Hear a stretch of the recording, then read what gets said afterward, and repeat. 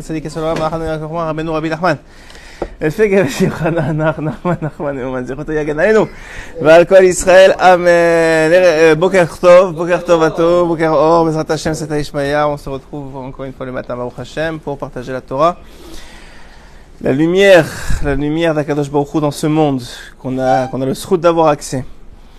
Et je voulais partager avec vous une keta qui est rapportée dans Ora Shel Torah du Rav Pinchas Friedman, et qui est rapportée dans Bnei Tzion au nom de Ora Shel Torah, et que j'ai trouvé très intéressant, parce qu'on est dans une période, vous savez qu'on est dans les Shovavim.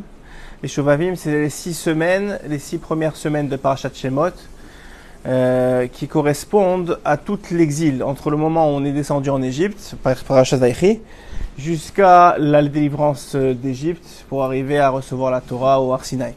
Ces 6 semaines correspondent à ce qu'on appelle les Shovavim. Pourquoi ? Parce que c'est Mesougal, comment on dit Mesougal en français ? C'est propice. Propice.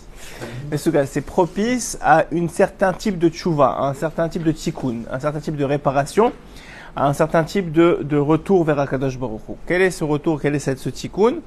Le tikkun des Shovavim, c'est connu, c'est le tikkun qui correspond à la brite, qui correspond à toutes les fautes associées aux mauvaises mœurs.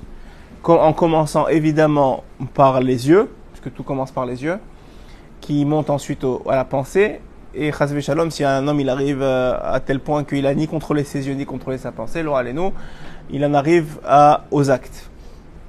Mais comme il a dit Rabbeinu Kadosh, malgré que le Zohar il a parlé très très très durement sur ce genre de conditions-là, il a dit En shom yerush ba'olam klal. Et Dafka, il parlait aussi de ça. En shom yerush, ça veut dire il n'y a pas de désespoir dans le monde. Un homme ne peut pas dire, grâce à Dieu, un homme ne peut pas dire j'ai fait ça, c'est fini pour moi.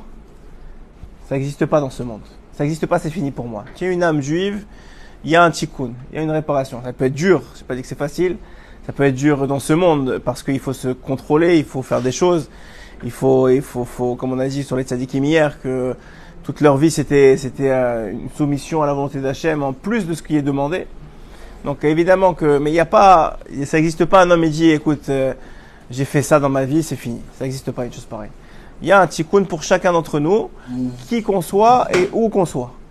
Ok? À partir du moment où tu es un béné Israël, tu as une âme juive, donc tout le reste, aussi mal qu'il soit, ce n'est que de l'extériorité. C'est que de la chitsoniout, c'est le lévouche de l'âme.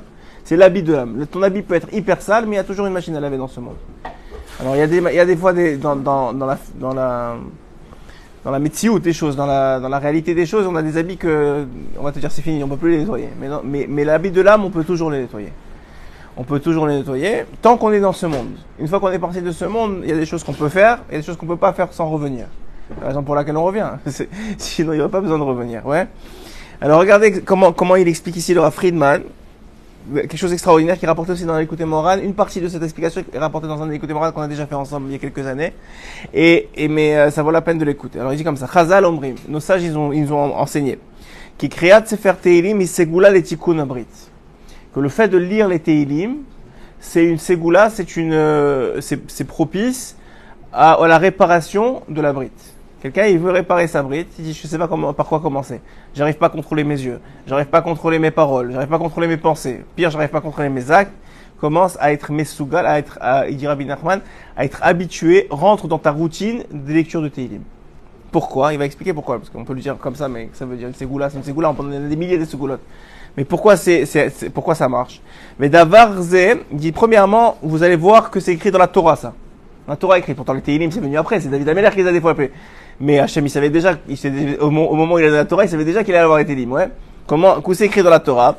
Mais d'avoir Zeramus besofet atevot shel psukim abaim. Voici que dans les psukim que je vais vous donner aujourd'hui, qui sont les psukim de Shemot, qui commencent par Shemot, donc qui commencent les Shuvavim, c'est écrit en remez, donc en allusion, que les Teilim, c'est Mesugal à Tikkun Abrit. Comment ça? Le premier verset de Shemot, Ve'el Shemot Bnei Israël Abaim. Ouais, vous prenez les dernières lettres de ces 5 mots. He, Taf, Yud, Lamed, Mem. Ça fait le mot Teilim. Bravo. Vous êtes bon. Vous êtes réveillés. Vous êtes réveillés. Teilim, ok? Ça c'est première chose. Sofet Tevot Teilim. Ve'sofet Tevot Shel Bnei Israël Abaim Mitzrayima. Donc la suite du verset. Pas vraiment la suite du verset. Il prend les 3 derniers mots du verset. Il continue avec Mitzrayima. C'est quoi? Si vous prenez Yud, Lamed, Mem, He, ça fait... Allez, c'est un peu plus dur ça. Ça fait... Bravo! Il y en a qui est vraiment réveillé. Mila. Mitzraim, et donc Mitzrafim les Mila. Et Uvnosaf, et on ajoute, ce que je vais dire ici, ça c'est déjà écrit dans les côtés Moran aussi. Mitzraima et Yaakov Ishuveto. Le mot Mila, il n'est pas écrit dans les côtés Moran. Le mot Teilim, il est dévoilé. Et ce mot-là ici, dans Mitzraima, donc dans le même verset, et Yaakov Ishuveto, He Taf Bet Shin Vav, ça fait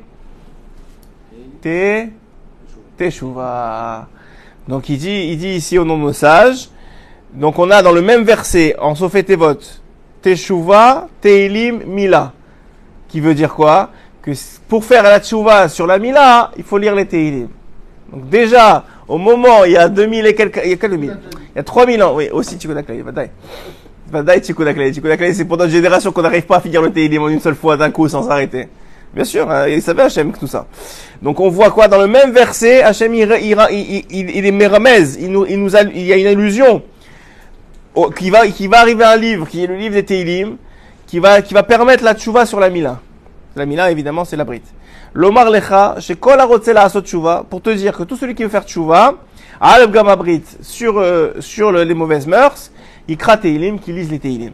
Maintenant, vous avez dit où c'est écrit. Ça, c'est déjà la première étape. Je vous ai dit où c'est écrit dans la Torah. Maintenant, on va comprendre pourquoi est-ce que les Teilim c'est tellement Mesougal. Pourquoi c'est une ségoula? Pourquoi pas autre chose? Alors, on va dire Omer al-Kara Kadosh. Écoutez bien, ça c'est extraordinaire. Le Kadosh, il dévoile la chose suivante. Donc, Rabbi Yitzhak Luria, le père de la Kabbalah, j'ai envie de dire, c'est ça, c'est lui qui a dévoilé la Kabbalah dans le monde. Les Neshamot Israël, Shiardou la Galout, Mitzraim, les Neshamot d'Israël qui sont descendus en Égypte, donc à partir des 70 jusqu'aux 600 000 hommes entre 20 et 60 ans plus tout le reste, donc à peu près 3 millions. Donc toute la période de Mitzraim, toutes ces Neshamot-là, chez Ardou et Mitzraim, Ayou, Gilgul, c'était des réincarnations. De qui? De Dor HaMaboul. Dor HaMaboul, c'est la génération de Noach, du déluge. Chez Ishritu Darkam, Ba'avon Rayot, qu'est-ce qu'ils ont fait en particulier, en plus du vol, etc. Ils étaient complètement dans les mauvaises mœurs. B'gamabrit, Vechen, Gilgul, Shel, et aussi, d'une autre génération, Gilgul Dor HaPalaga. Dor HaPalaga, c'est la tour de Babel. Ouais. Chez Khatou Bavodazara, qu'est-ce qu'ils ont fait? Ils ont fait Bavodazara. Pourquoi? Ils sont allés contre Dieu. Ils ont créé une tour pour soi-disant monter contre Dieu, etc. Et Hachem, il a changé vous savez, vous connaissez le Midrash qui dit qu'il a changé c'est à ce moment-là que les langues, les langages, ils ont commencé à apparaître. Okay? Donc, chez Khatou Bavodazara, Urde, les Toknam, et pour les réparer, ces générations-là, Gazar Hashem al Neshamot Elou, Hashem il a décrété sur ces Neshamot-là, Shid Galgelou les Mitzraim. Alors maintenant, moi j'ai une question quand j'ai lu ça, j'ai une question qui était un peu truc. Je dis alors je comprends pas, on n'était pas juif depuis le début, parce que a priori c'était ils ont fait Avodazara. Alors il faut bien comprendre que le peuple d'Israël, les Neshamot d'Israël, oui elles ont été créées comme Neshamot d'Israël, mais elles sont devenues Neshamot d'Israël seulement à Matan Torah. Ok? Seulement à Matan Torah. Donc, c'est vrai qu'on est des réincarnations de Dor qui viennent d'avant, mais le fait qu'elles ont été Metaken, c'est quand on a reçu la Torah, là l'âme supplémentaire qui est Chaya Yachida, vous savez que Nefesh, Ruach, Neshama, ça c'est à tout le monde. Chaya Yachida, c'est juif. Chaya Yachida, ça a été donné quand on a reçu les 2 couronnes à Matan Torah. Donc c'est là où on a reçu l'âme supplémentaire entre guillemets qui était déjà créée bien avant, qui est à la création du monde. Mais c'est à ce moment-là. Donc jusque là, on était des âmes comme tout le monde. C'est juste qu'on a été, on est venu réparer des choses. Alors il dit ici, les cours à Barzel, vesham al yedé à sevel agadol shel koshi ashiabut shaya lahem, hem izdakru v'yagiu letikuna. Grâce au fait qu'ils ont souffert en Égypte, grâce à ça ils ont fait le tikkun de leur âme, qui ont fauté et dans Dor HaMaboul au moment du déluge et dans Dor HaPelaga. Non, il dit le Harizal seulement ces 2 générations-là. Sodome et Gomorrhe, tu peux dire que c'était pas c'était pas tout le monde. Ouais, Sodome et Gomorrhe, c'était une partie comme ça qui ont été complètement détruits. Elles ont été, je sais pas s'ils sont revenus. Peut-être, je les ai pas vus dans le Harizal. En tout cas, je suis pas un grand spécialiste du Harizal, il faut dire la vérité. Mais je suis plus dans mais en tout cas, Et j'ai pas vu que Sodome et Gomorrhe sont revenus. Mais il n'est qu'à Asher Nidbonen, Nir Esha. Donc il dit, maintenant, viens, on essaie de comprendre ce qu'on vient de dire ici. Ça, c'est ce que le Arizal dit. Maintenant, on va comprendre. Nir Esha, Onesh, Sheneanshu, Bene Israël, Ben Mitzrayim, Haya, Mida, Keneged Mida. Donc si on va comprendre ça, on va comprendre que en Mitzrayim, les Bene Israël, ils n'ont pas été. C'est pas juste Hachem, il a décidé, vous allez être en esclavage, et vous allez construire Pitom et Ramsès comme ça, Stam. C'est pas juste il a pas joué au dé. Tout est Mida Keneged Mida. En fonction de ce qu'ils devaient réparer, ils sont venus faire. Ok? Alors il dit comme ça. Al-Khatatehem, Begilgulim, Akodmim. On a dit, c'était les Gilgul de Doramaboul et Dorapalaga. Velachen, les fiches, Bedoramaboul, Khatou, Beashkhatat, Zaram. Qu'est-ce qu'ils ont fait? Ils ont fait Zeralevatala. Ils ont utilisé les mauvaises mœurs. Gazar, Paro, les Ashrit, les Amit, El Zaram. Paro, il a décidé, il a décrété de tuer leur descendance. Puisque eux, ils l'ont fait les Vatala. Vous imaginez comment. C'est pour ça que, une parenthèse. Un homme, il peut dire, tu sais quoi, je fais n'importe quoi. Je m'en fiche. Je vois pas les conséquences. Parce qu'Hachem, il donne pas les conséquences tout de suite. Le gars, toute sa vie, il a fait n'importe quoi. Il est parti en boîte de monde. Il a fait n'importe quoi. D'une femme à l'autre, d'un truc à l'autre. Il dit, de toute façon, regarde, moi, il m'arrive rien. Mais Hachem, ça s'arrête pas à ta vie à toi. Ça s'arrête pas à ce que tu vois devant ton nez. Vous imaginez que Doramaboul, ils ont fait ce qu'ils ont fait. Donc, toutes les mauvaises mœurs, Zera la Vatala, l'insemence en main, etc. Hachem, il a dit, ok, non, je vous détruis. En plus, je peux pas vous détruire Stam. Il faut que je vous ramène et que vous payiez ce que vous avez fait. Comment vous allez payer l'Oraleno? Vous imaginez? C'est très dur à comprendre parce que Hachem, il veut que notre bien. Mais dans notre vision à nous, ça passe par le mal. Parce que tu vois des enfants qui meurent, tu dis, mais je comprends pas, qu'est-ce qu'ils ont fait les parents? Pourquoi leurs enfants, ils meurent? Il te dit, Mida Keneged Mida. C'est très très dur ce qu'on dit ici. Mida Keneged Mida, mesure pour mesure, Akadosh Baruch Hu, il a fait que Paro, il leur envoie leurs enfants dans le Nil, parce que eux, ils avaient fait leur future descendance à travers leurs zéras. Il avait envoyé la chave, il avait envoyé pour rien. Et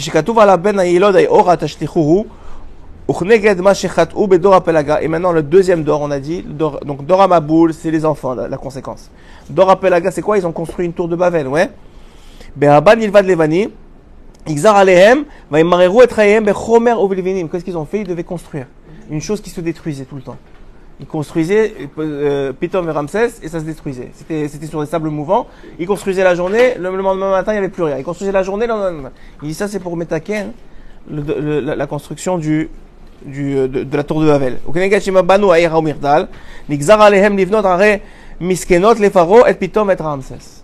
Donc vous voyez que tout est fait Mida Keneged Mida. Encore une fois, il faut un peu sortir de notre vision un peu comment on dit, manichéenne?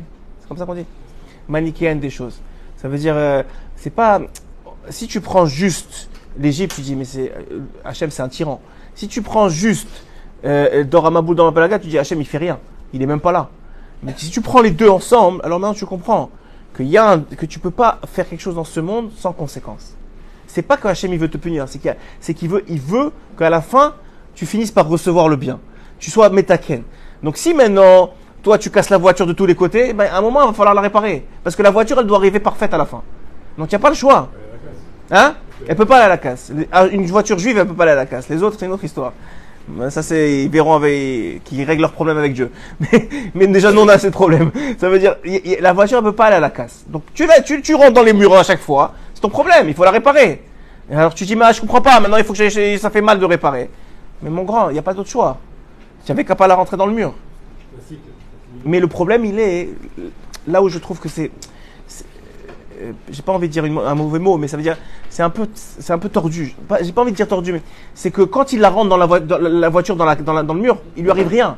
Le gars, il continue à la rentrer, il lui arrive rien. Fais-lui que ça lui arrive tout de suite, comme ça au moins il arrête. Tu comprends? Mais il dit non, il arrive rien et c'est après qu'il doit réparer. Pourquoi? Parce que sinon il n'y a plus de libre arbitre. À chaque fois que tu rentres dans le mur, il faut que tu répares. Il n'y a plus de libre arbitre. Le gars, il dit ça et je ne veux plus rentrer dans le mur. J'en ai marre. Mais il dit non, il faut que tu choisisses maintenant. Maintenant, la beauté, toujours, Rabbi Nathan, il dit, Hachem, il dit pas ces mots-là, mais si je peux vous faire comprendre. Il dit, Hachem, c'est pas un frayeur.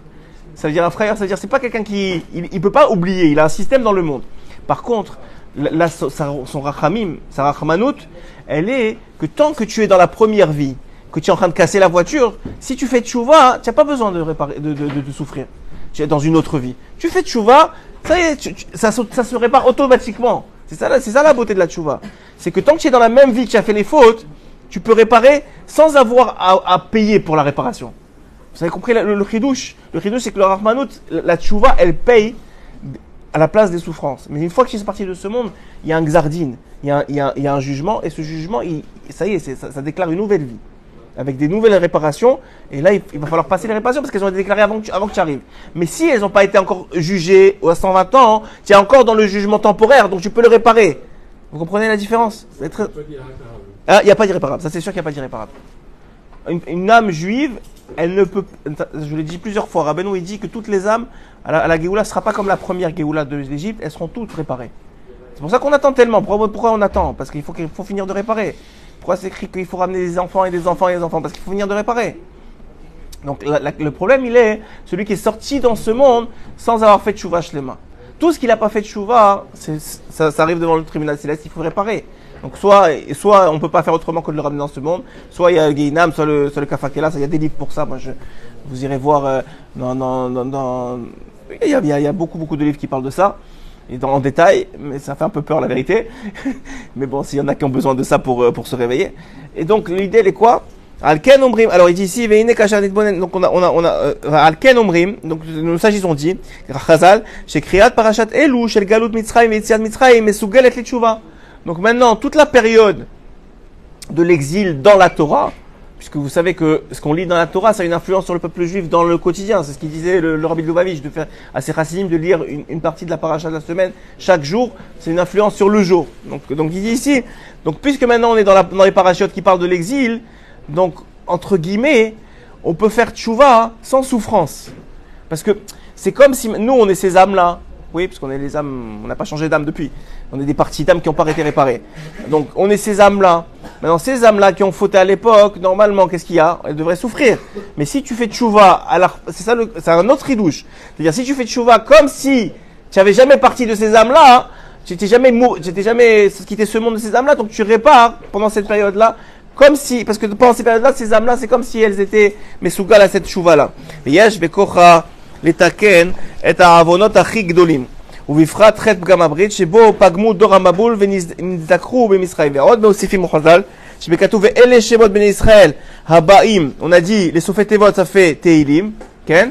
סופי תיבות מצרים למילה תהילים, כן? רמזה לנו התורה שגם קריאת ספר תהילים מסוגלת לתקן את העוון פגם הברית. Donc on voit quoi? Un homme qu'est-ce qu'il veut, comment il dit, je sais pas par où commencer. La Torah, elle te met ramez dans le même verset que Sofet Tevot on a dit de Ve'ele Shebot Bnei Israël Habaim, ça fait Mitzraim, que de Bnei Israël Habaim Mitzraïma, ça fait Mila, et que de Mitzraïma et Yaakov Ishuveto, ça fait c'est Tshuva. La Tshuva, la Mila, c'est Tehilim. Kacha Omer, ken? ותהילים לרמזה לנו התורה שגם קריאת ספר תהילים מסוגלת לתקן את העוון פגם הברית כפי שאומרים חכמי ישראל בעבודה זרה אמר רבי יוחנן משום רבי שמעון בר יוחאי לא היה ראוי דוד לאותו מעשה עם בת שבע ולא היו ישראל ראויים לאותו מעשה של חטא העגל. Il dit, vous connaissez tous que la faute de Bathsheba de David Ameler, que David Ameler il a jeté ses yeux sur une femme qui était mariée. Elle était en vérité, elle était destinée à lui. Mais son mari devait mourir de façon naturelle, enfin, par décret d'Hachem.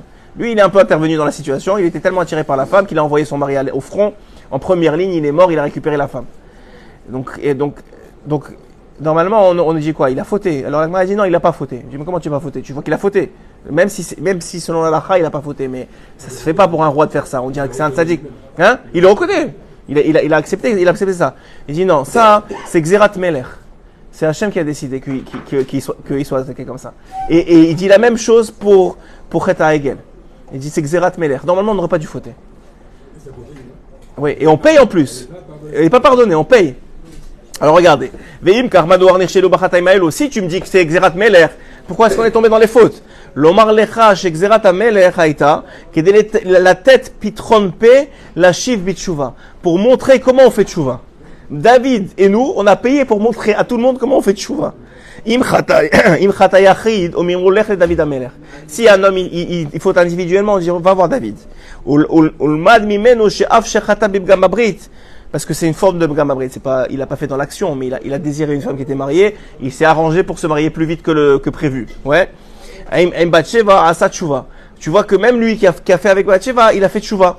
Donc c'est possible. Ve'im chatot tzibur, et si il y a une communauté qui faute, l'imdoumi Béné Israël, on leur dit allez voir les Béné Israël qui ont fauté avec le Hegel à Soam tshuva, ils ont fait tshuva. Ils ont fait tshuva, mais ils n'ont pas réparé encore. Ils ont fait tshuva. Tshuva, ils ont fait, sinon ils auraient pas continué. Ils ont fait tshuva, mais ils ont pas complètement à réparer. Ro'im, Ando Midivre Chazal, on a bientôt fini. Ki ma shechata David Ameler bechet bat sheva aya gzerat Ameler, leorot tshuva leyachid. Ve'omrim Chazal chez David Ameler chiber et Sefer Tehillim kidei litaken et chet gavarit shechata. Donc il dit le Sefer Tehillim, de quoi il est né? Il est né de ça. Il est né du fait que David Ameler il a fauté avec Bathsheba et de sa tshuva. Donc dans le Sefer Tehillim, il y a la tshuva de David Ameler. Donc s'il y a David Ameler, toi tu es capable de faire tshuva à travers les mots de David Ameler.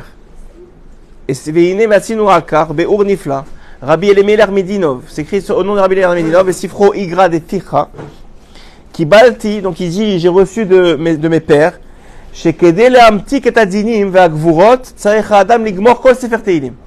Pour qu'un homme, il adoucit les rigueurs dans sa vie, il faut qu'il lise tout le livre Tehillim.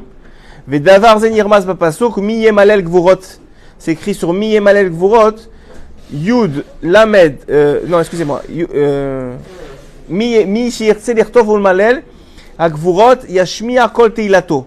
Donc, Kol Sefer Tehillim. Donc, il doit finir le Sefer Tehillim pour Yemalel Gvurot, c'est-à-dire adoucir les rigueurs. Vechen Katava Mekubal Eloki Rabbi Tzvi Hirsch, le Rabbi Tzvi Hirsch, il a dit, Besifrei Ateret Tzvi, qui bâtit lui aussi, il a reçu de ses pères, que Ikra Sefer Tehillim et Rosh Atzofo Mibli, Efsek, Uvazem Amtik, Umalel Kol Adinim. Il dit celui qui fait en un trait, il a des problèmes dans la vie. Il fait d'un trait le Sefer Tehillim, il mamtik adinim sur place. Il adoucit les rigueurs qu'il y a dans sa vie tout de suite. Mais il n'arrête pas. Il fait 3 heures d'affilée, il se met dans une chambre et il finit le Sefer Tehillim. Et alors il veut ajouter, il veut expliquer pourquoi ça marche. Pourquoi le fait, non, on a dit déjà que le Tehillim c'était Mesugal à Otikon Abrit. Maintenant on te dit que finir le Sefer Tehillim, ça fonctionne de façon extraordinaire et c'est Mesugal de Maptik Adinim. Il dit que normalement à l'époque les Tehillim c'était fait de Kouf Memzaïn 147 Tehillim. C'était les mêmes Tehillim mais ils étaient répartis différemment et ça faisait 147 pas 150. Pourquoi? Parce que 147 c'est les années de Yaakov Avinu. Il a vécu 147 ans. Et Yaakov Avinu c'est Tif Eret. Je vous le fais vite parce que les Avrichim sont arrivés, on sort des mots. C'est Tif Eret. On sait que Abraham c'est Chesed, Yitzhak c'est Din et Yaakov c'est Tif Eret. C'est quoi Tif Eret? C'est le Chesed et le Din en même temps. En réalité, c'est le Chesed qui adoucit le Din. Donc il dit Yaakov Avinu, c'est 147 comme les Tehillim. C'est le Chesed que tu peux mettre dans ta vie pour adoucir le Din qu'il y a. C'est-à-dire, c'est la bonté que tu mets dans ta vie à travers la lecture des Tehillim qui adoucit les rigueurs qu'il y a dans ta vie. Comme ça, il répond. Donc vous voyez ici, premièrement, combien c'est Mesugal de lire des Tehillim. Deuxièmement, en particulier dans cette période-là, parce que c'est les périodes qui correspondent au Shiabout de Mitzrayim, à l'esclavage d'Égypte, qui venait réparer déjà Dorapalaga et Doramapot. Chazak ou Baron.